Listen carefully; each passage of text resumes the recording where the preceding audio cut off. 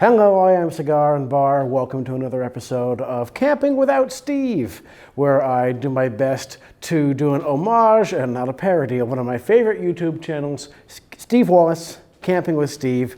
He is very entertaining. There will be a link to his channel below the video. Today, I'm going to be doing something very much like Steve did in a video a while back. I am camping in a cookhouse. A group cookhouse up here on a hiking trail in beautiful Hamilton, Ontario. We're gonna cook a nice meal. We're going to have a little bit of a fire to warm this place up a little bit. Gonna take you on a little bit of a video tour of the view from up here. It's kind of cool with the city laid out beneath us. And then we're going to curl up, keep warm, and in the morning, we're gonna make breakfast. So let's get started here. First thing I did when I got here, after I got some of my stuff unpacked and the camera set up, was I gathered some wood. There's actually quite a lot of freshly fallen dry wood just not far away here. So step one, start the fire.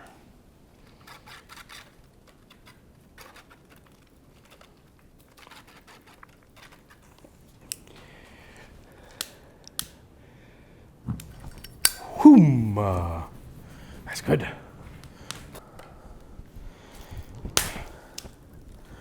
Now, as far as I know, the use of this space for cooking and for having a fire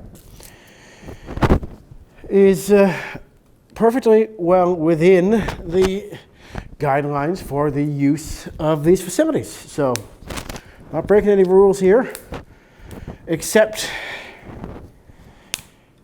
that I do believe these trails are marked as closed at dusk, so they're not meant to be used after dark like this. But considering how much of the day is after dark this time of year, and it's 9:30, just a bit after right now, and I was not able to even get here anywhere near before sunset. Sunset was at about 5:30 today. So, and I had to work until 4, and then I had to pack my gear, get out here. So I knew I wasn't going to be here before dark. So we are quite a ways away from anyone. I'm about 1 kilometer away from my car in a nice kind of upscale subdivision parked over there on this trail. But all along here, there's just fields. So I don't think anyone's going to mind that I'm here and I'm using the space appropriately. As I add more fluid to my fire, that's appropriate, right? Nice and comfortable when you start cooking some food. But if starting the fire was step 1, that means it's time for a Steve Wallace step 2. Cheers, YouTube land. Oh, that's good.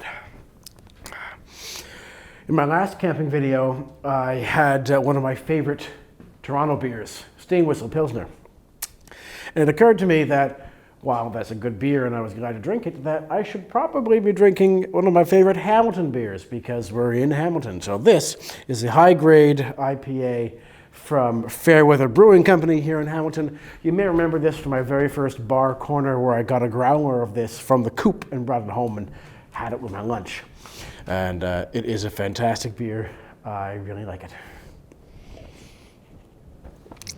And nice and cold up here too.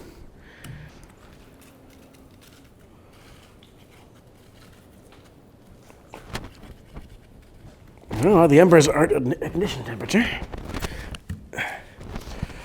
I'm gonna fight with this for a little bit longer. See if I can't get it going. Either way, I'll get back to you when I'm ready to start cooking. Now, I've only brought so much water with me tonight.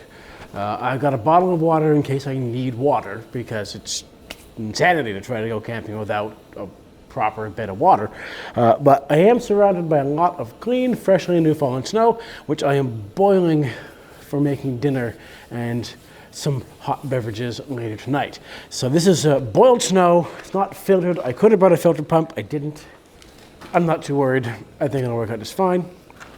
I'm just going to get this nice and hot because this isn't the pot I'm going to be boiling things in, but I'm going to get this up to temp first, and then I'll let you in on what we're going to be having for dinner tonight. All right, I transferred the hot water to the boiling pot, smaller pot that's going to be boiling up here. And the first thing we're going to do is take some pasta shells.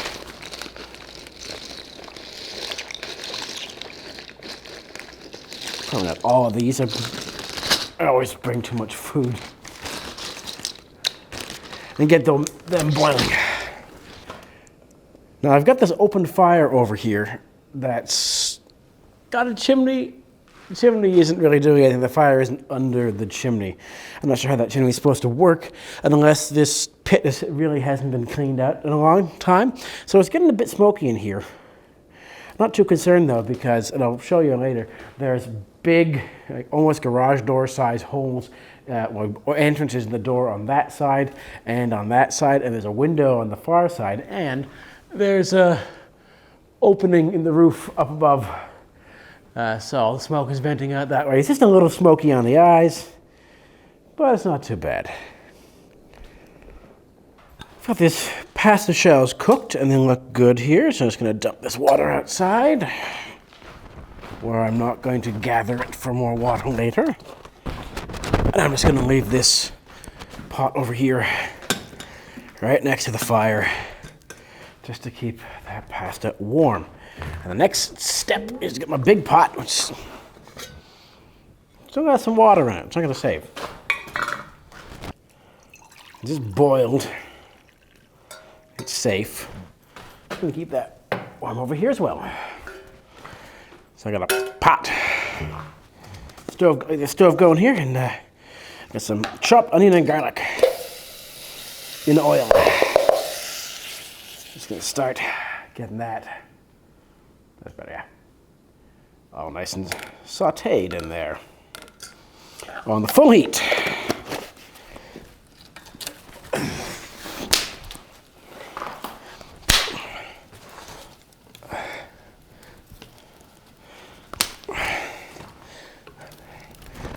Trying to keep ahead on the fire requirements there because some of this wood is fairly cold and frozen. It's going to need all the help it can get.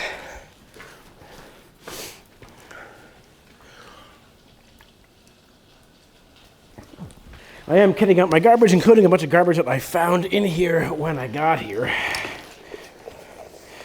which, while not surprising, is always disappointing.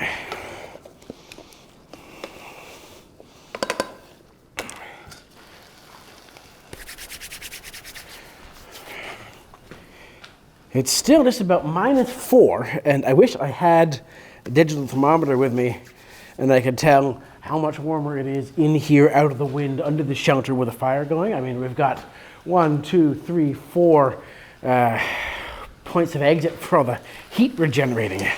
So it's not going to be retaining a lot of it, but it must be doing something.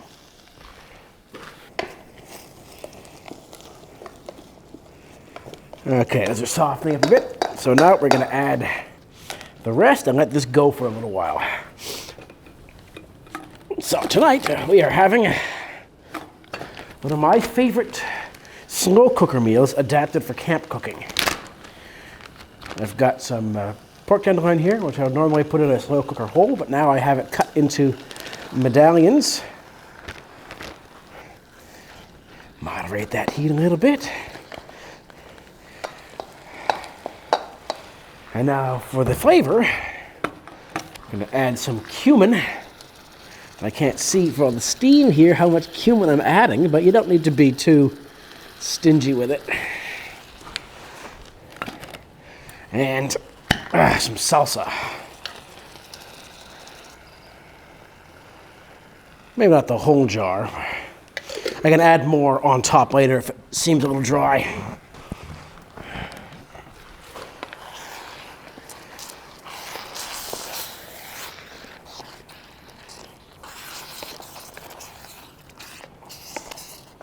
Oh, that smells delicious. Heat up. A little bit. There we go.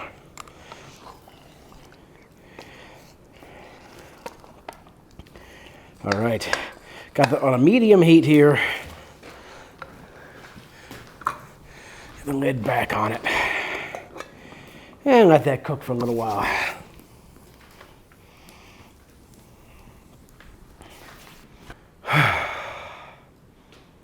I've got the food nice and hot now, all cooked in there. It smells delicious. So now, take my pot of pasta, still warming over here. Put in my shells.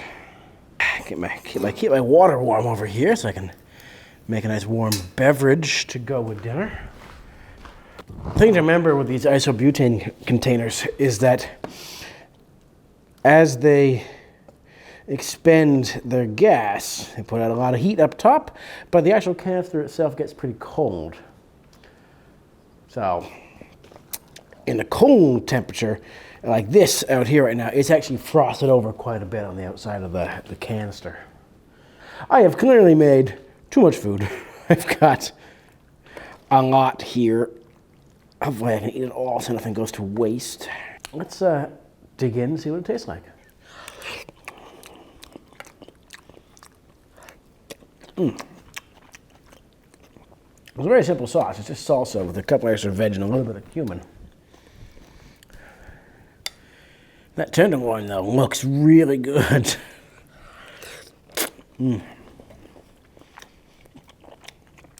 That tastes really good.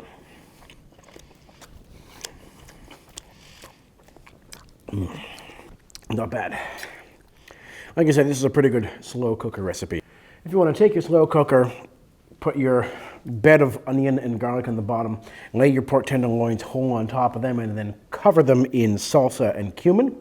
Put the lid on, let it sit all day. When you come back, put it on pasta, put it on a bed of rice. Either way, it's really good.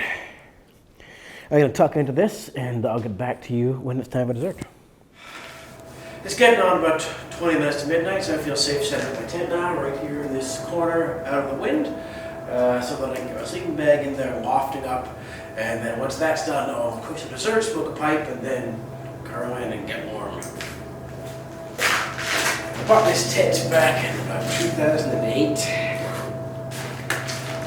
and I carried it with me across New Zealand when I was backpacking there.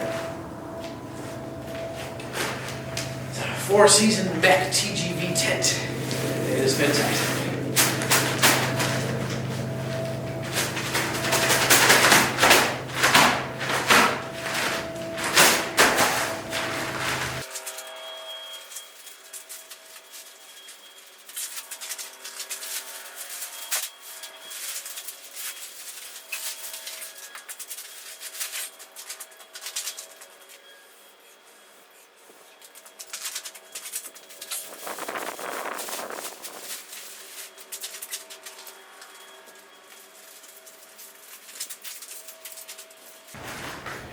I don't know how this cookhouse is supposed to work, but looks like it's supposed to be shelves here. And I'm missing Carolyn.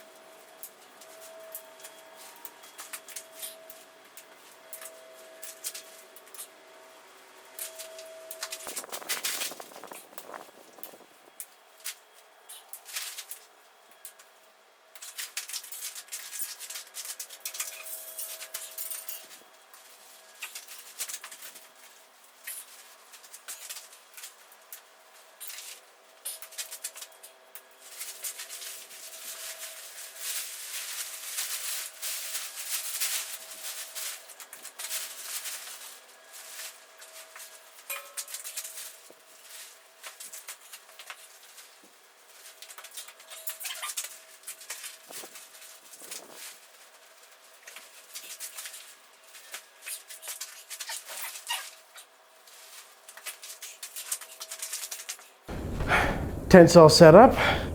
Fire's still going a little bit here, so it's time for one of my camping traditions. If you've watched any of my camping videos before, you know that I like to have a bit of hot tang in the cold weather, or regular cold tang in the hot weather.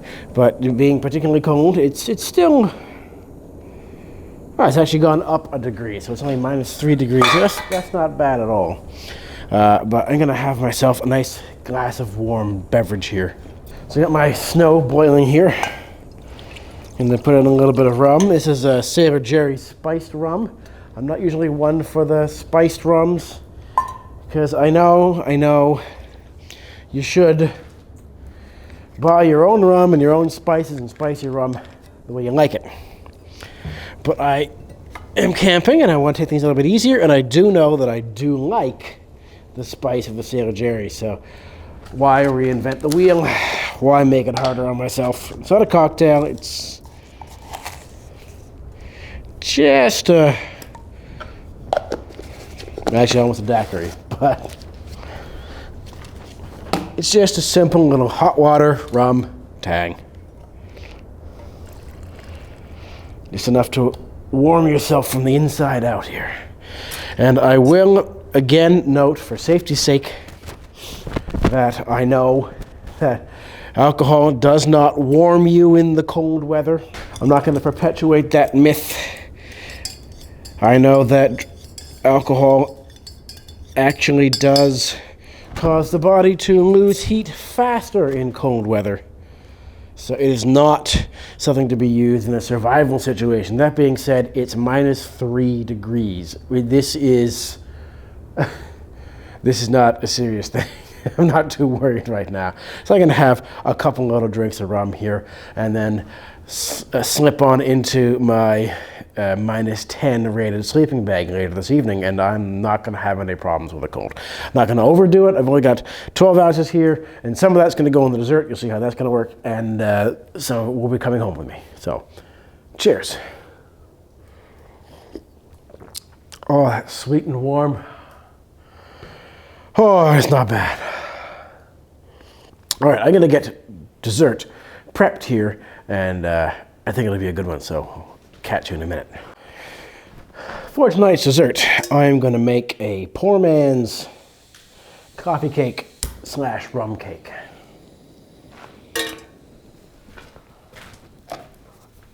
I'm going to put a little butter in a pan here. Butter got a little close to the fire earlier when I was trying to soften it up.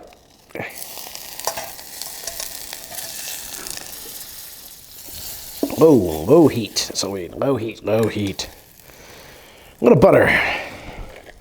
A little bit of rum. Which will very clearly be evaporating most of the alcohol off of this. So this is not an alcoholic dessert, it's just for the flavor. Some of it may survive. We'll find out. It's not a huge concern. And the last thing I'm going to add, and I'm going to add it right at the end, it's a bit of instant coffee.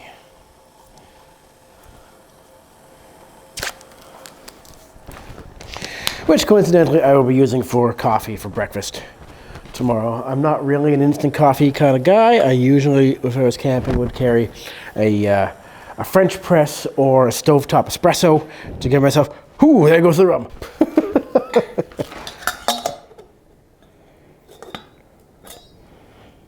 Well, there's the alcohol gone from the rum, so we got that sorted. Because that's a bit of rum, some de-alcoholized rum, and some butter. And just a dash of instant coffee. Give that a slurry about in there. And now the last two pieces of this dessert are some pre-made individual angel food cakes and some candied pecans that I made at home the other day. Awesome good. This is just a little bit of warm butter coffee rum. Actually smells more like coffee with iodine in it for some reason. So I'm gonna dip this in our mixture here. I did the whole bottom in there. Let's get it soaked up a bit in there. Yeah, yeah. And add some crushed pecan on the top there. And let's see how it tastes. Mm. Mm. It's not bad, but the coffee is very close to being too much. Just a little dash in there. It's very overpowering.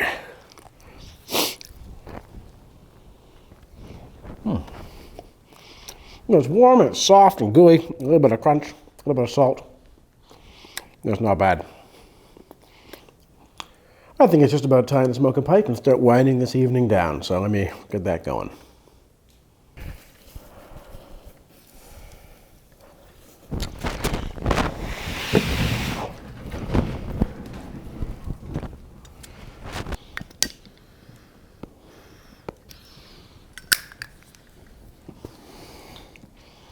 I'm going to let you in on a little secret.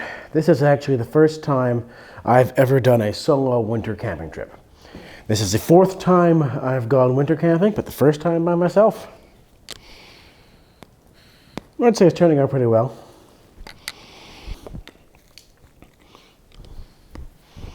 Tonight, or should I say this morning, as it's about 12:30 in the morning, I'm smoking some Bosun cut plug tobacco in my Brigham 4-dot. There's just something about Lakeland tobacco that always makes me think of camping. I've brought Lakeland tobaccos with me camping for years.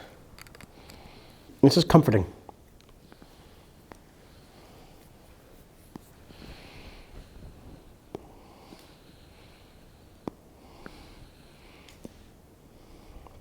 It's comforting in the summertime when there's spring flowers and I can smell the spring flowers in the Lakeland.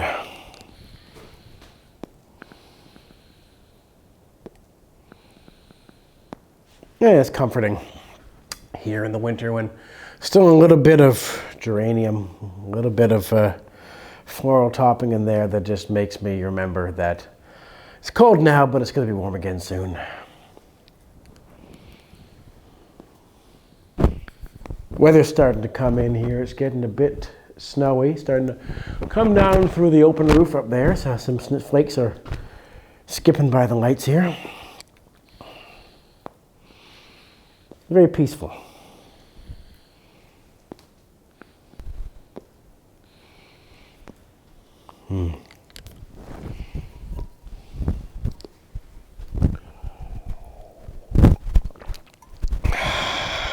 A wee bit of rum and tang there.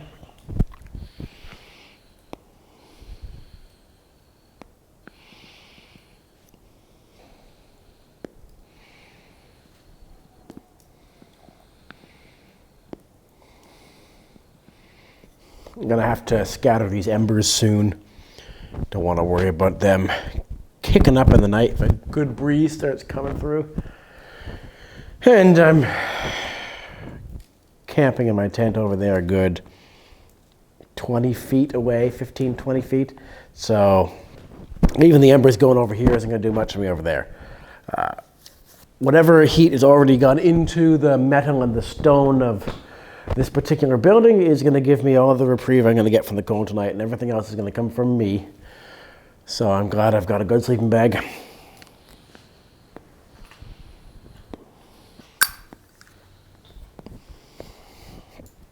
This is actually a pipe I'm going to be covering in a series of pipe videos coming up, where this is one of the pipes that I have earmarked for a specific kind of tobacco. This is Lane Lakeland pipe. And we're going to get into the reasons why you would want to have a pipe that was for a specific kind of tobacco. And we're going to go over the tobaccos that I think are unique enough or different enough from each other that I want to have a dedicated pipe. So we'll get into that soon.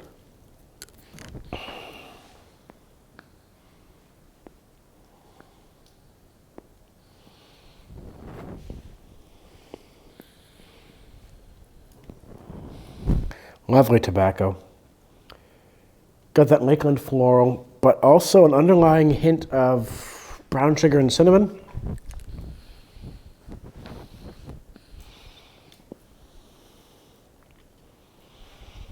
It doesn't have the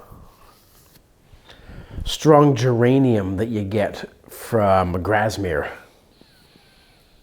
And it doesn't have the hint of melon, the honeydew melon that you get from the Ennerdale flake, which was one of my other favorite Lakeland tobaccos.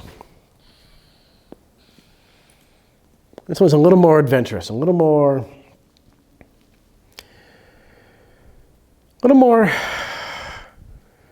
jazz to the flavor. I don't want to say spice because it's spice. It tastes like brown sugar, cinnamon. It tastes like spice, but it's a little more of a flash to it. At the same time, it's also very simple and comforting. It doesn't overpower you with any of the particular Lakeland-esque flavors.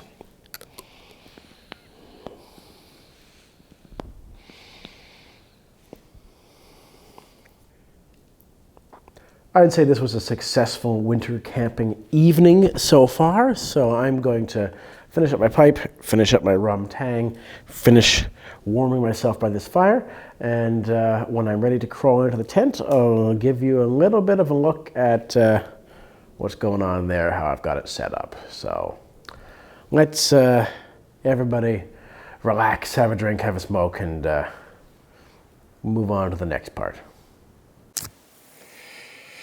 Well, I'm in the tent. Haven't been in here long, and already got a major case of lens fogging going on. That's better. So, put on some fresh wool socks. Very foggy, a lot of condensation in the lens there, so that's gonna have to be fixed. No heat was in the tent. I just came in here with my warm self, fresh from around the fire.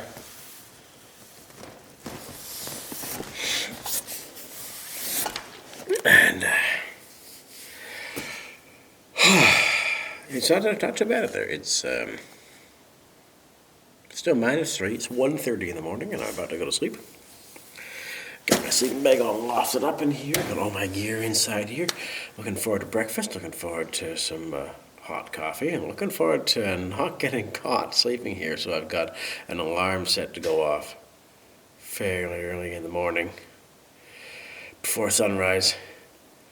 Don't want to get caught. It's like I said, I'm only about 1 kilometer from a subdivision, so lots of people could be coming through here walking their dogs in the morning. I don't want to get caught by them doing that. So before sunrise, I'll be up, have the tent put away, and I'll start working on breakfast. But in the meantime, I'm going to wish you a good evening, and I will see you in the morning. Cheers.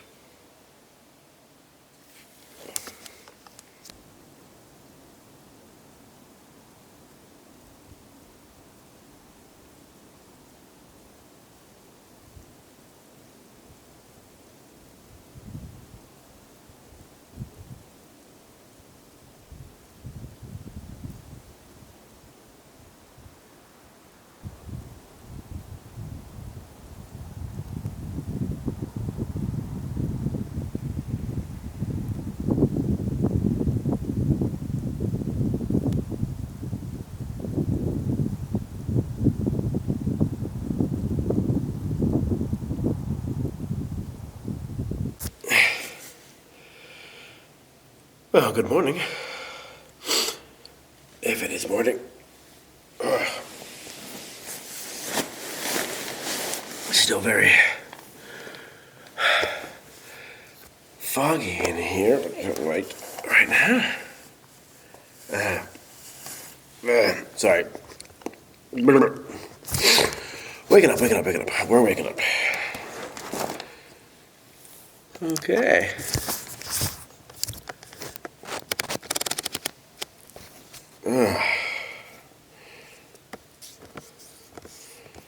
That's better-ish. It is -5 degrees, and it is 7:09 in the morning. Sunrise is at 7:43, so we're getting very rapidly now to the time when I'll be discovered by a few dog walkers out on a Sunday morning hike on the trail here. So I'm going to get the tent put down first and foremost, and then we're going to move on to making some breakfast once we've got the incriminating evidence out of the way.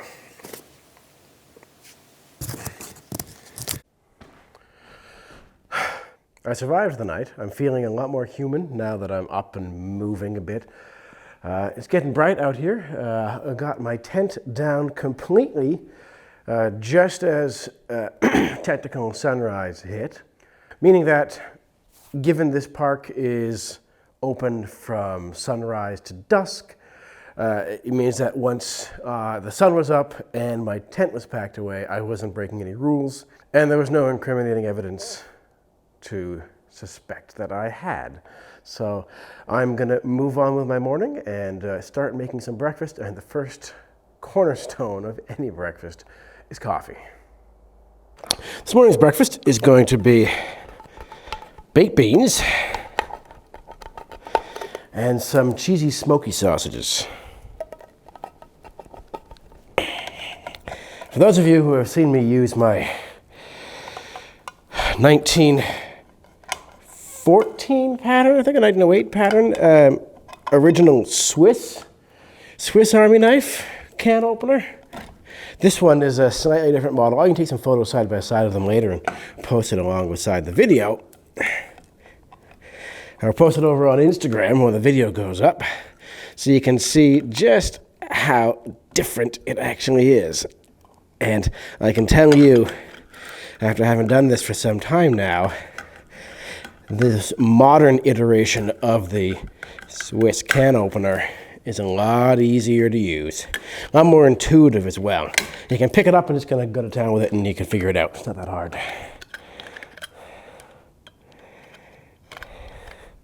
Despite my zeal to get the unmentionables bundled away early in the morning, before anyone sauntered by, walking a dog or just enjoying the trails. It's a Sunday morning, so people could be out and just enjoying themselves.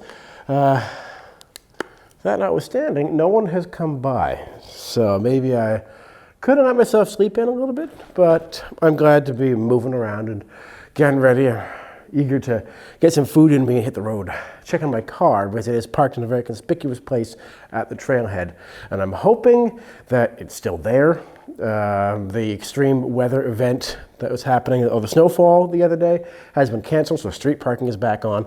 But it's also, like I said, kind of a swanky neighborhood up here with the view down on the city, and they might not take too kindly to people road parking overnight, so I might come back to a towed car or a ticketed car, and kind of hoping that doesn't happen. So I'm gonna get on with breakfast and get to getting out of here. Well, it smells like coffee. It also smells a little bit salty, which in my experience is kind of the instant coffee kind of smell. But it is dark. I suspect I won't like it very much. So rather than give myself a heaping helping of it in this water, just enough to make it brown, just enough to make it a coffee appearance. I am having a hell of a time with this gas here. This isobutane canister that I've got here. It's Primus winter gas. One would imagine that means it is good in cold temperatures. I don't see an operating range written on the can, which would be nice. I did notice that if I pick it up and I shake the can a little bit, the flame got some of its vigor back. But I'm not sure how safe that is to shake the butane while it's burning. Not completely disappointed, wouldn't buy again, but I'm not so happy with the performance on that. I'm going to go back to Mech, where I bought it, Mountain Equipment Co-op, which I'm going to talk about a lot in my camping videos because it's one of my favorite places to shop for camping stuff. I'm going to go back there and I'm going to consult with their experts and ask them what gives, why didn't it work so well, is there a way I can make it work better, maybe there was something wrong with the product. I'm not angry with them or angry at the product, just want to know a little bit more about what went on there, how I might do better in the future. So with everything hot and ready to go, it's cheers. Well, it's coffee-like, but it's warm and it's caffeinated, and that's going to be a big help. I thought everything was good last night. I was wrong.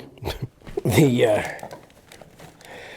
water I had in my pack was not frozen. The food wasn't frozen, but there was ice caked over all the cookware. And I don't know how that got so cold when the rest of the tent and the rest of the things in the tent were all pretty fine. But anyways, let's tuck in here. Whole can of beans.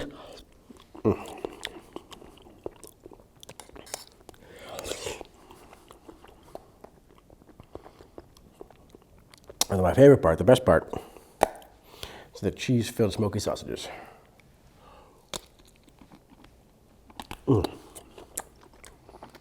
That's pretty good. That's worth the price of admission right there. I'm going to get this packed up here, and then I'll take you on a tour around the building that I slept in here in daylight so that you can actually see it this time. This is the trail that you can walk down here. Just going to pan over here. And you can see the lovely daytime view of Hamilton. Let's go out and let's look out.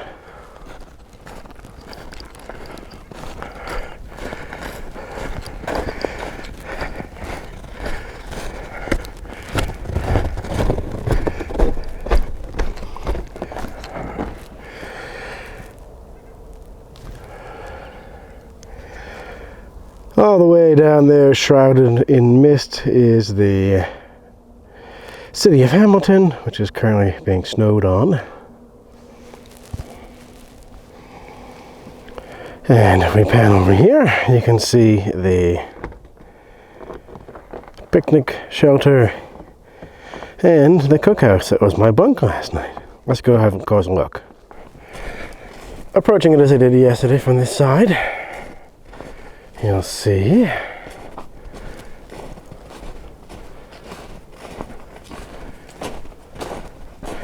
the big wood stove there.